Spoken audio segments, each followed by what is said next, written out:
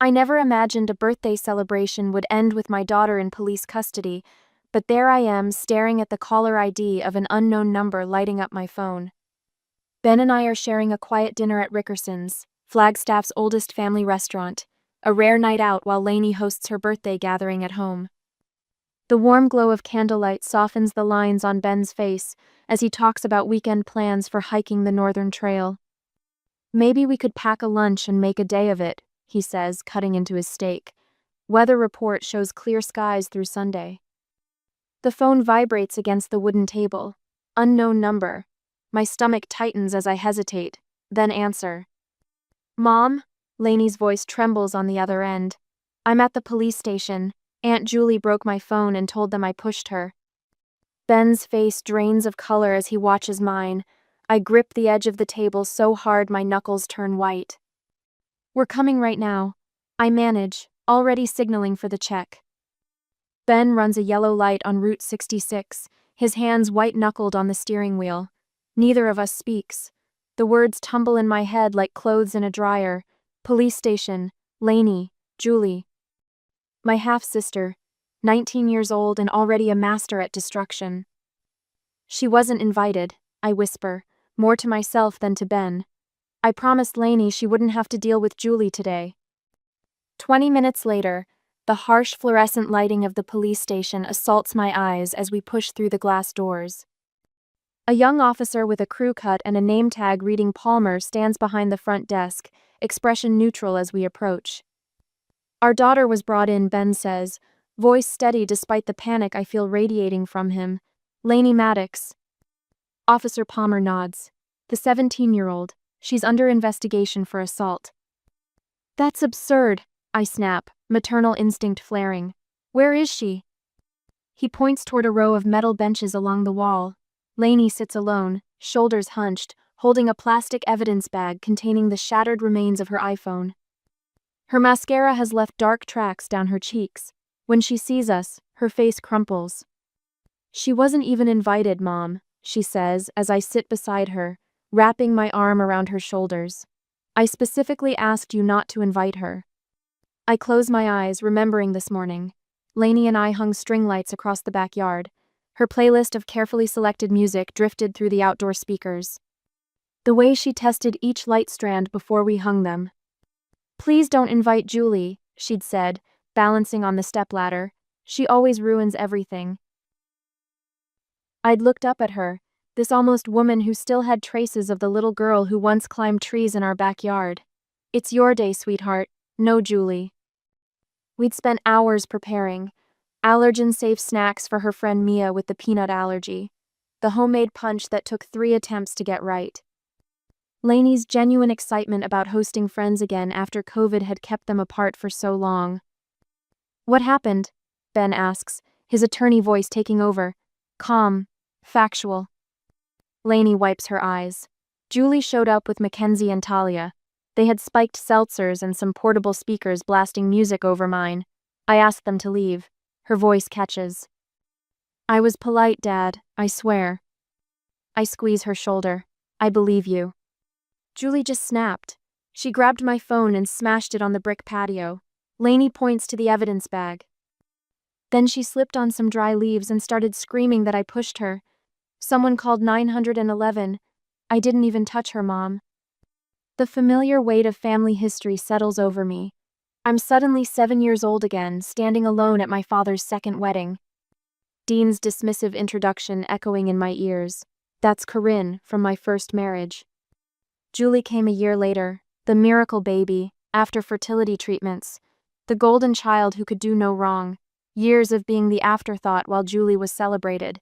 Birthday parties forgotten. School events attended only when convenient. My silent vow at my own wedding to Ben flashes through my mind. My children will never feel second best. I straighten my spine, years of nursing discipline taking over. Ben, I say quietly, the Eufy camera. His eyes widened in recognition. The outdoor security camera we installed after the package theft. Get the footage, now. Officer Palmer's skepticism fades to interest as Ben mentions the camera. Security footage? He asks, leaning forward slightly. Yes, I say firmly. Our backyard security camera will show exactly what happened. For the first time since we arrived, Lainey's eyes lit with hope. A certainty rises in me, solid as bedrock beneath my feet. This time, the truth will matter. This time, I won't let my daughter become the scapegoat in a family built on lies. The difference is evidence, and for once, we have it. I'm sending Mark the security footage now, Ben says, his voice steady as his fingers fly across the laptop keyboard. We're huddled in a small conference room at the police station, the fluorescent lights casting harsh shadows across his face. Officer Palmer leans forward, arms crossed over his chest. His skepticism has softened to curiosity as Ben pulls up the Eufy app on his laptop.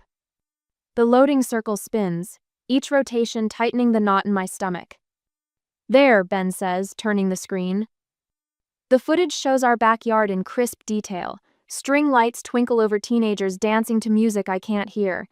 Then Julie appears at the edge of the frame with two girls trailing behind her.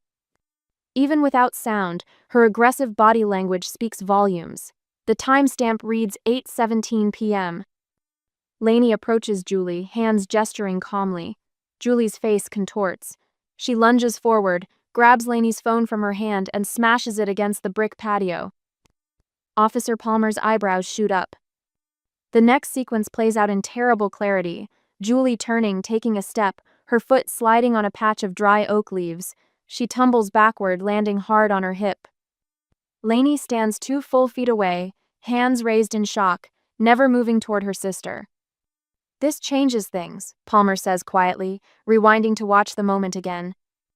Ben meets my eyes across the table. A silent victory passes between us. My phone buzzes. A Facebook notification. I open it without thinking and feel the blood drain from my face. Marge's profile picture appears above a post already gathering dozens of comments. Julie was assaulted tonight by someone we trusted. Please pray for her recovery. Heading to the police station now. Ben, I whisper, turning my phone toward him. His jaw tightens as he reads the comments flooding in. Praying for sweet Julie. This is outrageous. Who would hurt her? Call us if you need anything at all. Mr. and Mrs. Maddox? Officer Palmer says, clearing his throat. There's something else you should know. Julie's parents have already submitted signed statements saying they witnessed the assault. That's impossible, I say, the words sharp in my throat. They weren't even there. As if summoned by my disbelief, my phone rings. Thomas Whitaker, our neighbor across the street. Corinne, he says when I answer, his voice rushing. I just saw what Marge posted. That can't be right. Dean and Marge were talking to Carol and me on the sidewalk at 7 p.m. We chatted for almost an hour about the new zoning proposal and they left, so they did not see the incident. Hope flares in my chest. Thomas, would you be willing to tell the police that?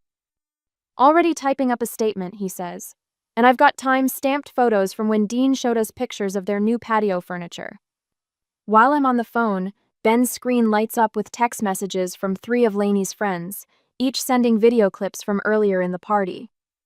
The conference room door swings open 20 minutes later. Mark, Ben's brother, walks in, still in his security guard uniform from the hospital.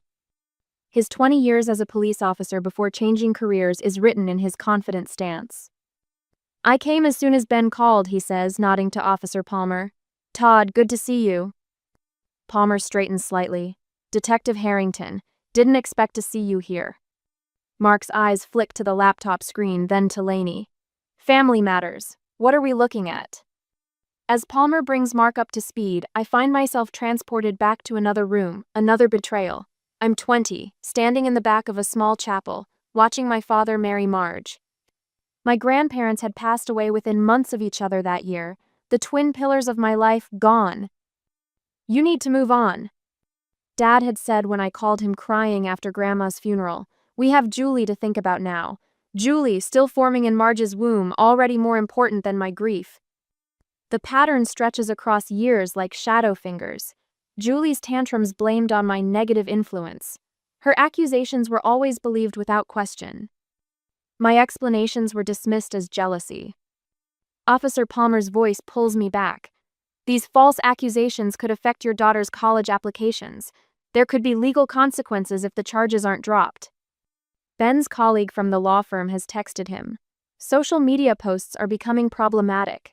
Potential defamation case building. Call me. My nursing license, I whisper, the realization hitting me. If this escalates, there could be an ethics investigation at the hospital. Mark leans against the wall, arms crossed. Document everything, he says quietly. Every post, every statement, every lie. Build your case like you're preparing for war. The door opens again. A different officer pokes his head in. The footage has been reviewed. We're releasing Laney. No charges filed at this time, but the investigation remains open. Laney's shoulders sag with relief. Ben pulls her into a tight hug.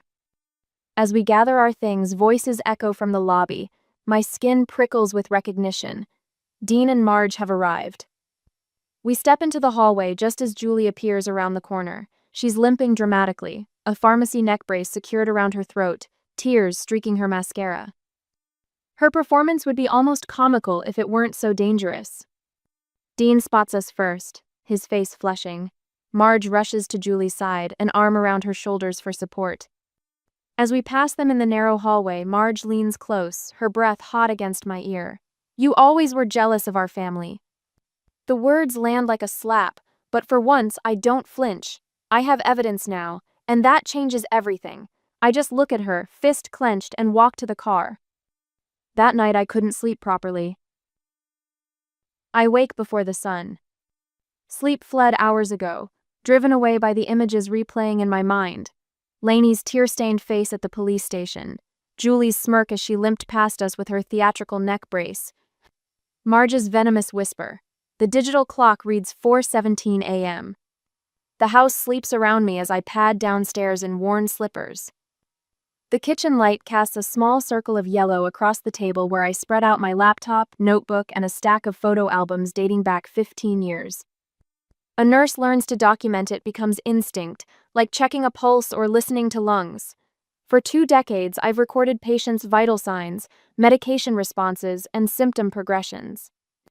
Now I turn that same clinical precision toward my own family. The coffee maker gurgles in the background as I create a timeline. Julie smashing Laney's phone, 8:17 p.m. according to the security footage timestamp. The first Facebook post from Marge appeared at 8 p.m., claiming to have witnessed the assault. The order is non-linear, and there is not enough time for Julie to have called her parents, for them to have driven across town, and then for Marge to have composed her tearful social media plea for prayers. I open my laptop and navigate to Google Reviews. There it is, Dean's 1-star review of Peterson's hardware. Terrible customer service, waited 20 minutes for help. Posted at 8:15 p.m. yesterday. 2 minutes before Julie smashed the phone when he claimed to be witnessing the assault. Ben's footsteps sound on the stairs. He appears in the doorway, hair rumpled from sleep, eyes narrowed against the light. You've been up all night, haven't you? I shake my head. Just since 4. I pushed a photo toward him, Marge tagged in a boutique's Instagram post holding candle samples. Timestamp. 8:20 p.m.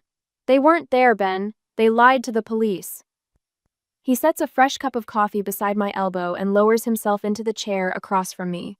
False police report. That's not just family drama anymore. It never was. My voice comes out flat. 20 years of swallowing hurt has crystallized into something hard and unyielding inside me. Ben scans the meticulously organized evidence. Marge called your supervisor yesterday. My head snaps up. What? Dr. Whitmore texted me. Marge suggested your family issues might be affecting patient care. His jaw tightens. She implied you might be medicating improperly due to stress. The coffee turns bitter in my mouth. An accusation like that could trigger a review, endanger my license, and destroy my career. The career that paid for my half-sister's birthday presents, the ones she never thanked me for. They're not stopping, I say quietly. This isn't just about Laney anymore. Ben nods, pulling out his phone. I'm calling Patricia Wells. We need legal representation, not just advice. Patricia runs the Prescott Law Group, specializing in defamation cases. We met at a hospital fundraiser last year. While Ben speaks with Patricia's assistant, I check Marge's Facebook page. The Justice for Julie hashtag has gained traction overnight, with sympathetic comments flooding in from church friends and distant relatives. Julie's tearful interview with the Flagstaff Courier appears in my newsfeed, her neck brace prominently displayed as she describes her trauma and ongoing pain. By 9 o'clock, Ben and I sit across from Patricia Wells in her downtown office. Her silver-streaked hair is pulled into a neat chignon, her eyes sharp behind frameless glasses. "This isn't just teenage drama," Patricia says after reviewing our evidence. "It's defamation and false reporting. These are serious offenses with legal consequences." Lainey sits beside me, her hair pulled back in a simple ponytail, eyes red-rimmed but clear. "She's missed 2 days of school already. I don't want to hide from this," she says, her voice stronger than I expected. "I didn't do anything wrong." Patricia nods approvingly. "Good, because they're counting on you being too ashamed to fight back." She turns to Ben. "Can your tech friend extract the metadata from that security footage? We need to verify the timestamp hasn't been altered." "Already in progress," Ben says. Mark's also making calls to his contacts at the department, making sure they're aware of the false statements. "We need to move quickly." Patricia types notes into her tablet. "They've created a narrative. We need to counter facts." My phone buzzes with texts from 3 hospital colleagues, offering to cover my shifts if needed. Thomas from next door sends photos proving he spoke with Dean and Marge on the street around the time they claimed to be witnessing the assault. A plan forms, not just for defense but accountability. The paperwork spread across Patricia's desk represents more than legal strategy. It's a declaration of boundaries 19 years overdue. That afternoon, Patricia submits a comprehensive evidence package to the police. We file a formal civil suit for destruction of property and defamation. The criminal complaint for filing false police reports follows. By evening, the security footage had been submitted to the prosecutor's office. I stand in the kitchen that night, phone in hand, and dial a number I rarely call voluntarily. "Corinne?" Dean's voice holds cautious surprise. "Listen, about what happened." "The truth doesn't need witnesses," I say, cutting him off. "But lies do, and you and Marge lied to the police." "Now wait just a minute." "The security footage has been submitted to the prosecutor's office." I continue, my voice steady. "Along with your Google review and Marge's boutique photos. Time-stamped proof you weren't at Lainey's party when Julie broke her phone. You weren't there, Dad." Silence stretches between us. I imagine him standing in the kitchen I visited only on obligatory holidays, his face reddening as it always did before he dismissed my concerns. "You've never believed me," I say into the silence. "Not once in 39 years. But this time, belief isn't required. The evidence speaks for itself." I end the call before he can respond. Something inside me shifts, like tectonic plates finding a new alignment. Later, I find Lainey sitting on her bed, staring at the wall where photos of her friends hang in a careful collage. Her shoulders shake with silent sobs. "Why does she hate me so much?" she asks as I sit beside her. "I never did anything to Julie." The question pierces me. I've protected Lainey from my childhood stories, thinking they would only burden her. Now I realize my silence has left her with questions I could have answered. "It's not about you," I say, taking her hand. "It never was." I tell her about standing alone at my father's wedding, about birthdays forgotten while Julie's were celebrated with elaborate parties, about achievements dismissed while Julie's mediocre efforts were praised as exceptional.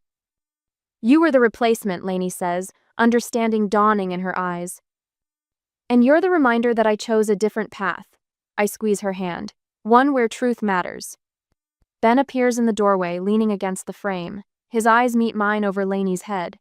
"We're rewriting this family story," he says quietly. "All 3 of us." Lainey wipes her eyes, her chin lifting in a gesture so like my own that it startles me. "I'm not going to be anyone's victim," she says. The resolution in her voice echoes something awakening in me, something that has slept too long. 2 days later, Patricia's cease and desist letter lands with the weight of a gavel. I watch Ben slide it into the mailbox outside Dean and Marge's mock Tudor house, his jaw set in determination. "Certified mail," he says, checking his watch. "They'll have it by noon." We drive away in silence, the morning sun glinting off the San Francisco peaks. 3 identical letters, one for Dean, one for Marge, one for Julie, each outlining the consequences of false accusations, defamation, and destruction of property, each demanding immediate retraction. The police called by mid-afternoon. Sergeant Morales, the investigation lead, wants Dean and Marge to come in for clarification of their initial statements. His voice on the speakerphone carries an edge that wasn't there before. We've reviewed the security footage multiple times, he tells us. The timeline doesn't match their witness statements. Ben catches my eye across the kitchen counter. Have Julie's friends been contacted? Mackenzie Allen and Talia Weber recanted this morning, Morales says. Both admit they were drinking and didn't actually see what happened between Julie and your daughter. A knot loosens in my chest, the first thread of the fabrication unraveling. That night, Lainey showed me her phone notifications. The Justice for Julie hashtag has vanished from local social feeds. In its place, Justice for Lainey. Her classmates sharing the truth, parents messaging support. Talia messaged me. Lainey says, her voice small but steady. She said Julie planned the whole thing.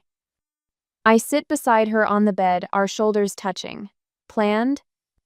To crash the party, make a scene. She told them I was. Lainey swallows hard. Stuck up. I needed to be taught a lesson. The anger flares hot and bright behind my sternum. Not the flashfire rage that consumes oxygen, but the steady burn of anthracite, intense, focused heat. 3 days later, the police officially dropped all charges. The department issues a statement about premature conclusions based on incomplete witness testimony. The local paper runs a correction about Julie's tearful interview, noting the security footage contradicts her claims. Hospital administration calls me into a meeting. I walk in with a resignation letter folded in my pocket, prepared for the worst after Marge's whisper campaign. We want you to know you have our full support, Doctor. Atherton says, sliding a formal statement across her desk. This has been a difficult situation for your family, and we stand behind you professionally and personally. The paper blurs before my eyes. 20 years of spotless service suddenly matters more than Marge's boutique friends and their gossip. Ben's law firm partners offer pro bono assistance for the defamation case. Patricia files for an emergency hearing about the false police reports. The forensic analysis confirms our security footage authenticity, countering Marge's desperate Facebook claims about manipulation. Then the facade begins to crack. Dean calls Ben at 11:36 p.m. on a Tuesday. I listen to Ben's clipped responses from our bedroom. No, we're not dropping anything. The evidence speaks for itself. That's a question you should have asked before filing false statements. When he hangs up, his expression is grim. They want to work something out. Dean sounded scared. The next morning, Marge's boutique posts a sign. Closed for renovations. Julie's Instagram account suddenly goes private after a barrage of comments from former friends. My cousin Alice, who hasn't called in 3 years, leaves a voicemail. I saw what happened with Lainey. I'm so sorry none of us stood up to them before. The community whispers travel like smoke under doors. At the grocery store, the bank, the gas station, sympathetic glances, small gestures of support. That poor Maddox girl who was falsely accused. The reconciliation attempts begin with military precision. Dean's carefully worded email arrives first. Phrases like family healing and moving forward together, stripped of any actual accountability. Marge's tearful voicemail follows hours later. There's been terrible misunderstandings on all sides, she sobs. We're family, we shouldn't let this come between us. Julie's text to Lainey arrives last. I slipped and got confused about what happened. Can we talk? We gathered around the kitchen table that evening, the messages displayed on our devices like evidence at a crime scene. Ben reads Patricia's response aloud. All communication must go through counsel. Lainey stares at Julie's text, her finger hovering over the delete button. They're not even sorry, are they? They're just scared. Too little, too late. I say, the words tasting of both victory and loss. The security camera blinks its red light from the back porch, silent witness to our family's new boundary line, not drawn in sand but carved in stone.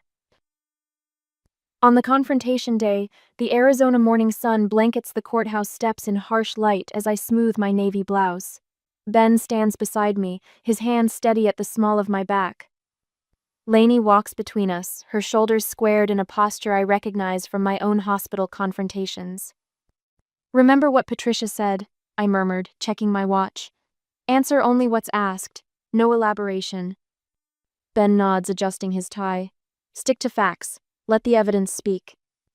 A flash of color draws my attention. Marge sweeps up the courthouse steps in a floral dress more suited to Sunday brunch, pearls gleaming at her throat. Dean follows in her wake, his lawyer clutched between them like a shield. Julie trails behind, neck brace conspicuously absent after weeks of dramatic social media posts documenting her recovery. "That's interesting," Ben whispers, noticing the same thing. Patricia Wells meets us at the entrance, her simple charcoal suit and low heels projecting quiet competence. Her silver hair catches the sunlight as she hands me a folder. Everything is organized chronologically. The judge reviewed the security footage this morning. My stomach knots as we enter the courtroom. All those years of nursing, of compartmentalizing emotion, yet nothing prepared me for seeing my daughter's name on court documents. The bailiff calls us to order, and I sit ramrod straight, feeling Dean's eyes boring into my back. During a brief recess, he corners me in the hallway, his voice low and urgent. "She's your sister, for God's sake." His eyes, so similar to mine, plead for compliance. "Family protects family." "Like you protected me?" The words escape before I can stop them. Marge appears at his side, tears threatening to spill. We're talking about Julie's future, about family loyalty. "She's been diagnosed with PTSD," Dean adds, adjusting his tie. The doctor says, "Stop." I hold up my hand. We both know there's no doctor. Julie steps forward, her eyes calculating beneath the performance of contrition.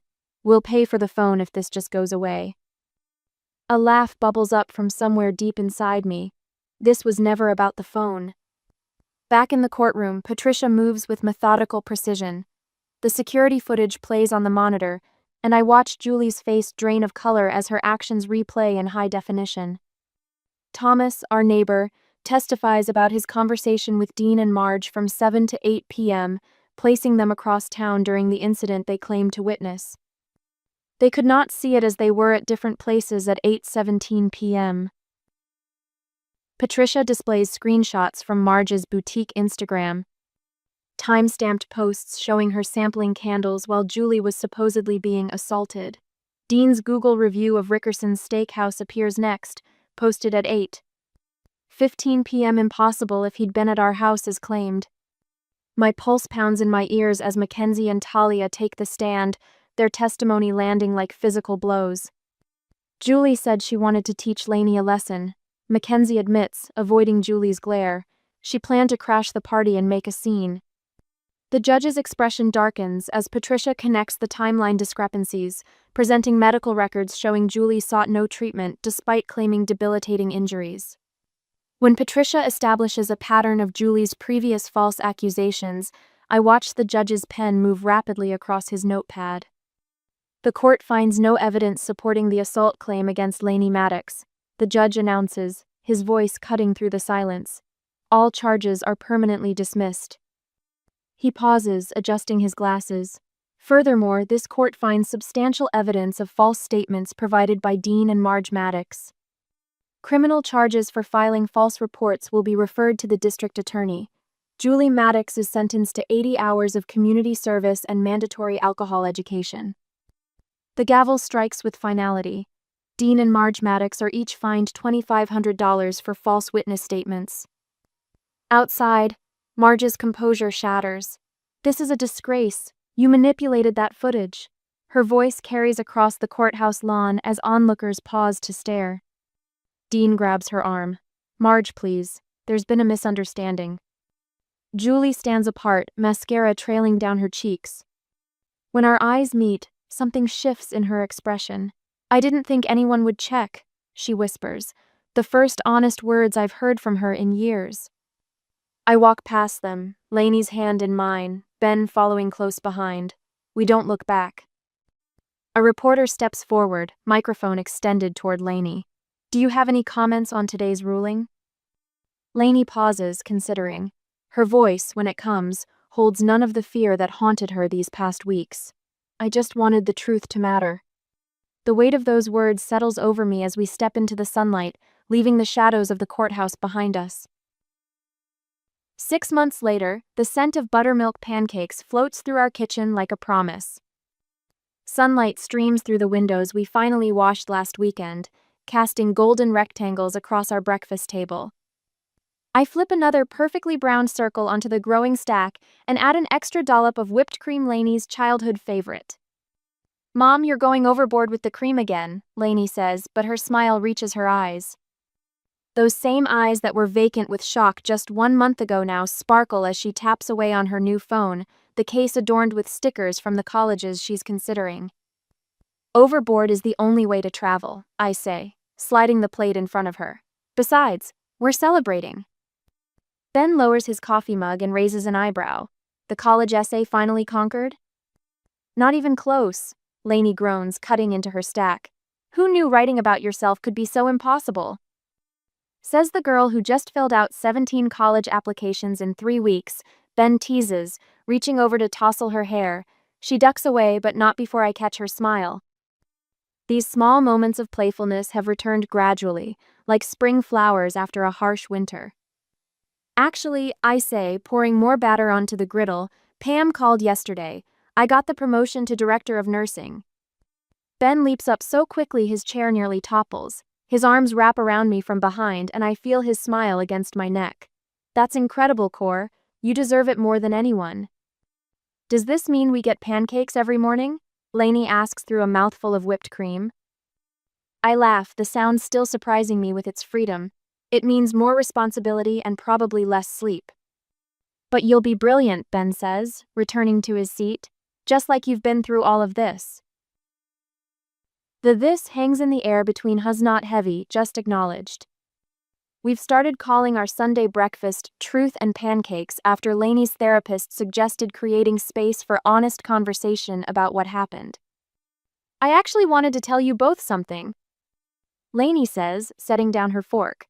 "Dr. Winters thinks I'm ready to write about everything for my personal essay. She says colleges value resilience." I feel my throat tighten. "Are you sure that's what you want?" She nods, more certainty in her eyes than I've seen in years. "I'm calling it What I Learned from a Ruined Birthday. Kind of on the nose, but honest." Ben reaches across the table and squeezes her hand. "That's brave, sweetheart." "Not brave," she corrects. "Just true. And anyway, the birthday wasn't actually ruined in the end." I think of last weekend, the rescheduled celebration we finally held in our backyard. The same string lights, the same playlist, but such different energy. Her friends arrived with homemade signs and enough cake to feed the entire neighborhood. Thomas from next door stood guard at our front gate, checking invitations with comic seriousness that made everyone laugh. The brick patio where Julie had smashed the phone now held a fire pit where the teens roasted marshmallows and told stories until midnight. Speaking of truth, Ben says, "Mark says Dean tried to reach him again yesterday." I continue flipping pancakes, my shoulders no longer tensing at the mention of my father's name. And nothing. Mark didn't answer. Ben sips his coffee. Some bridges stay burned. Lainey scrolls through her phone. Grandma Marge is still posting about deep fakes and conspiracy theories, but her boutique page lost another 50 followers this week. "Your choice if you want to keep tracking that," I remind her gently. She shrugs. "It's actually kind of fascinating watching someone refuse to accept reality, like a case study." I think of the support group I joined 3 weeks ago, other adults navigating family estrangement. The relief in their voices when I shared our story, the nodding heads, the whispered, "Me too," the permission we've all given ourselves to choose peace over dysfunction. "Mom," Lainey says suddenly, "thank you for believing me, for fighting for me." I turn from the stove, spatula in hand, and look at my daughter, nearly grown, stronger than I was at twice her age. "Always," I tell her, "that's the truth that matters."